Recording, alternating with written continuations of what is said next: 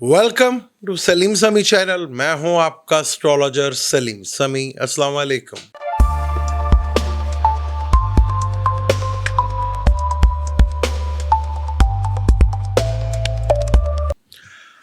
Transit बड़े important होते हैं और आज ही अभी थोड़ी देर पहले मार्स का ट्रांजिट हुआ है अपने दूसरे बुर्ज में, जो उसका स्कॉर्पियो है। फलक का पहले घर का भी मालिक है और 8वें घर का भी मालिक है। जिंदगी का भी घर है और मौत का भी घर है। मार्स अपने दूसरे स्कॉर्पियो में, यानी कि जो वाटर एलिमेंट है, उसके अंदर आया है, जहां मरकरी पहले से ही बैठा हुआ है। मार्स जो कि लड़ाई झगड़ा, फौज, पुलिस, सिक्योरिटी इदारे, डॉक्टर्स, बुचर्स, इवन के डाकुओं का भी यही कारक है। चोर डाकुओं का भी यही कारक है। मार्स आज अपने दूसरे घर में आया। मार्स एक्शन से रिलेटेड है, एक्शन करता है। मार्स एनर्जी है, मार्स ब्लड है। उसका अपने दूसरे घर में आना, जो कि फलक का 8वां घर है। कहते हैं ना कि मार्स भूमि से भी रिलेटेड का है, यानी कि जमीन से रिलेटेड भी। और ये भी कहा था कि मार्स में पानी भी है, वो स्कॉर्पियो का है ना। अच्छा, पानी वो जो छुपा हुआ, उसके अंदर पता नहीं क्या है क्या नहीं है। ओके, इस वक्त बहुत ज़्यादा जो हाउसेस फुली एक्टिवेटेड हैं वो हैं कैंसर, पाइसिस और स्कॉर्पियो। ये तीनों ज़ोडिक साइन जो हैं वाटर एलिमेंट है। पाइसिस में सैटर्न बैठा हुआ है, जुपिटर अपने एग्जॉल्टेड के हाउस में कैंसर में बैठा, और मार्स स्कॉर्पियो में अपने ही घर में बैठा हुआ। सैटर्न गुरु के घर में है, जो कि वाटर एलिमेंट है। अब यहाँ तीनों प्लैनेट्स की ये ट्राइंग भी बन रही है। जुपिटर की नफ्स, मार्स यानी कि बॉडी, शरीर और कर्म, और साथ ही मरकरी बैठा हुआ है, इंटेलिजेंस। अच्छा, बोल चाल का ताल्लुक भी मरकरी से ही होता है, इंटेलिजेंस का ताल्लुक भी मरकरी से ही होता है। तो आप देखेंगे लोगों के बोलने के अंदाज में एक बड़ा एग्रेशन दिखेगा। बड़ी जल्दी होगी लोगों को डील्स करने की, कि जल्दी जल्दी को डील्स कर लें। यहाँ पे बस आपने अपने आप को संभालना। ये तीन घर वाटर एलिमेंट, बहुत कम ऐसा होता है कि इस तरह फुली एक्टिवेटेड वाटर एलिमेंट हो। यानी कि जो वाटर एलिमेंट है, वाटर से रिलेटेड दुनिया में कोई ना कोई बड़ा वाकया भी इस अरसे में जो है आपको रूनुमा होता हुआ नजर आ सकता है। कहीं फ्लड, बारिश, सुनामी, समुद्र कोई तूफान, समुद्र में कोई जहाज गिर जाना, बहुत बड़े बड़े वाकयात इस वाटर से रिलेटेड जो है वो चीज़ आपको मिलेंगी। क्योंकि इसमें फायर भी इन्वॉल्व हो गई, इसमें अर्थ भी इन्वॉल्व हो गया और जीव भी इन्वॉल्व हो गया। अब यहां पर मार्स चौथी ने से स्कॉर्पियो को भी देखेगा। मार्स के साथ मरकरी भी है और वो मरकरी के घर को भी देख रहा है, जो कि 8वां, जो 8वें से 8वां बनता है जमुना है। अब ये तीनों घर बड़े एक्टिव हो गए हैं, बहुत ज़्यादा एक्टिव है। नफ्स देखेगा मार्स को, यानी कि तकलीफ को, नेगेटिव प्लैनेट है। और वो अगर जो कंस्ट्रक्शन से रिलेटेड काम करते हैं, टेक्निकल फील्ड से रिलेटेड काम करते हैं, इंजीनियर्स हैं, डॉक्टर्स हैं, लॉयर्स हैं, उनके लिए बहुत अच्छा है यहाँ पर ये चीज़ें देगा। तो यहाँ पर फुली एक्टिवेटेड। अब आपका कोई सा भी ज़ोडिक साइन हो, आपने देखना कि स्कॉर्पियो कौन सा है, पाइसिस आपका कौन सा घर है, कैंसर आपका घर है, उन्हीं से रिलेटेड आपको रिजल्ट देखने को मिलेंगे। मार्स भाई का भी कारक माना जाता है। फीमेल की कुंडली में मार्स हस्बैंड का भी कारक है। तो यहां मार्स, सैटर्न और इसकी एनर्जी बहुत ज़्यादा एक्टिवेट, यानी वाटर एलिमेंट बहुत ज़्यादा एक्टिवेटेड है। तो स्कॉर्पियो, कैंसर और पाइसिस बहुत इंपॉर्टेंट हो गए इनके साथ ज़िंदगी में कुछ, क्योंकि ट्रांसफॉर्मेशंस का घर है ना स्कॉर्पियो। तो ट्रांसफॉर्मेशन और कोई चीज़ छूट जाना, ख़त्म हो जाना, निकल जाना ज़िंदगी से, वो भी इन्हीं चीज़ वाटर एलिमेंट का एलिमेंट्स है। कोई चीज़ें छूट जाना, निकल जाना, ख़त्म हो जाना और कोई नई शुरुआत होना, इसी कोई चीज़ का कारक है।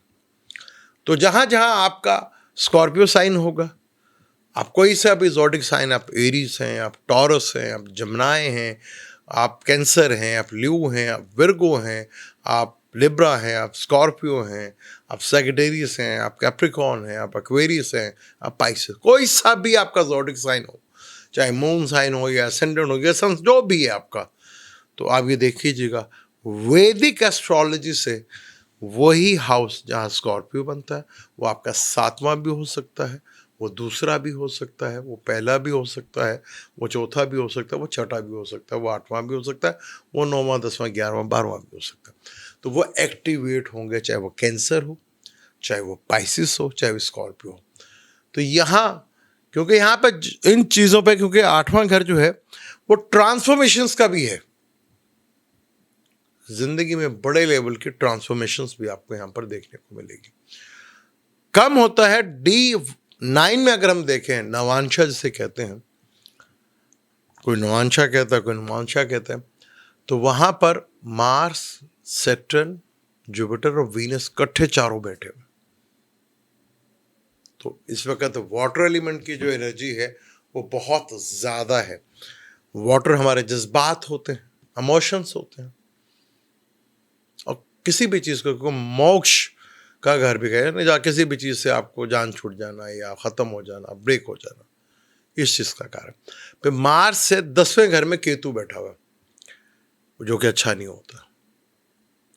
और केतु जहाँ पे बैठा है उसका मालिक नीच का बैठा हुआ लिब्रा में, जो कि मार्स से 12वें घर में, जो कि मार्स का बेस्ट फ्रेंड है, 9th हाउस बनता है उसका। अब यहाँ पर अब ये तीनों प्लैनेट जो है वो जुपिटर की नक्षत्र पे बैठे हुए हैं। तो यहाँ बहुत इंपॉर्टेंट है इसका ट्रांजिट आपके लिए, 12 ज़ोडिक के लिए बहुत इंपॉर्टेंट है, क्योंकि एक्चुअल एनर्जी करेगी क्या, क्योंकि मार्स तो वैसे भी एनर्जी का कारक है। लड़ाई झगड़ा, टेंशन, रोड एक्सीडेंट्स बढ़ जाना।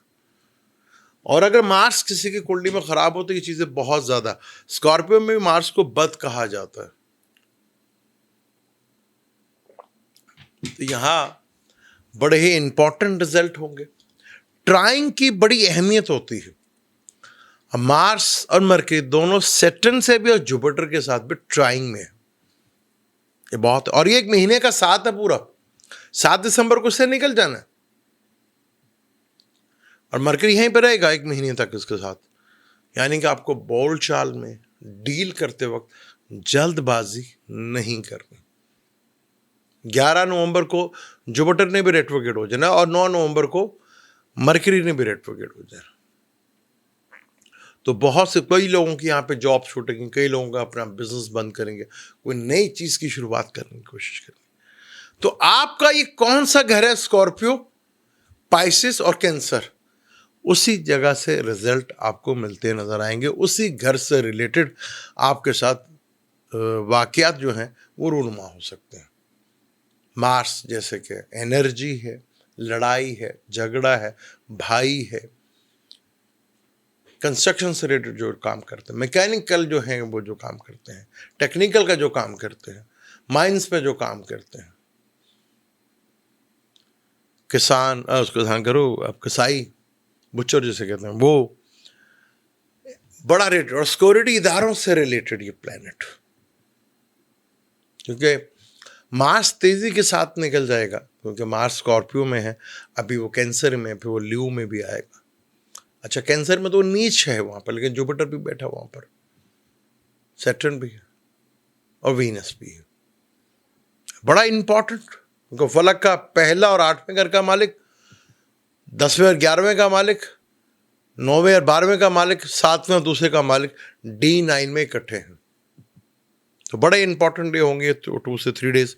और जब मून जो है, अभी मून जो है, मून इस वक्त जो है सैजिटेरियस में है, और मून कैप्रिकॉर्न में आएगा तो जुपिटर के ऑपोजिशन में आएगा। तो कुछ ना कुछ ऐसे राज ओपन ज़रूर हो सकते हैं, कुछ चीज़ें यहाँ पे बहुत केयरफुल होकर आपको रहना है यहाँ पर, क्योंकि छुपे हुए राज का घर भी है, छुपी हुई चीज़ों का घर भी यही है। तो छुपी हुई चीज़ें बहुत बाहर आएंगी, कुछ इस तरह की बाहर आएंगी जो आपके लिए ज़िंदगी में या तो तबाही फेर देंगी या मुश्किलात खड़ी कर देंगे। तो बहुत केयरफुल होकर आपको चलना है। यहाँ पर जिन जिन घर, एरीज की अगर हम बात करें तो स्कॉर्पियो 8वां घर है, फोर्थ हाउस कैंसर है, 12वां घर, यानी कि फोर्थ, एट्थ और ट्वेल्थ, ये तीनों घर एक्टिवेट हो जाएंगे यहाँ पर। टॉरस के थर्ड हाउस, सेवंथ हाउस और 11th हाउस एक्टिवेट हो जाएंगे। जमनाय के सेकंड हाउस, सिक्स हाउस और 10th हाउस एक्टिवेट हो जाएंगे। कैंसर का लगन, यानी उनका पहला असेंडेंडी, फिर फिफ्थ और 9th एक्टिवेट हो जाएंगे। ल्यू के 12वां घर, फोर्थ हाउस और 8th हाउस एक्टिवेट हो जाएगा। विर्गो के 11th हाउस, थर्ड हाउस और 7th हाउस इन्वॉल्व हो जाएगा। लिब्रा के 10th हाउस, 6th हाउस और 2nd हाउस ये एक्टिवेट हो जाएंगे। स्कॉर्पियो के पहला तो लगा नहीं, फिर 5th और 9th एक्टिवेट हो जाएंगे। कैप्रिकॉर्न का 7th, 11th और 3rd हाउस इन्वॉल्व हो जाएगा।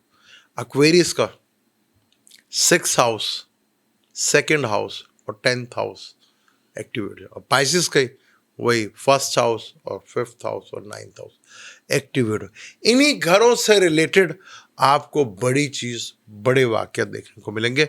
जब 12 जोड़ी के ऊपर डिटेल से बताऊंगा तो इन घरों को इन्वॉल्व करेंगे और इन प्लैनेट्स को इन्वॉल्व करेंगे।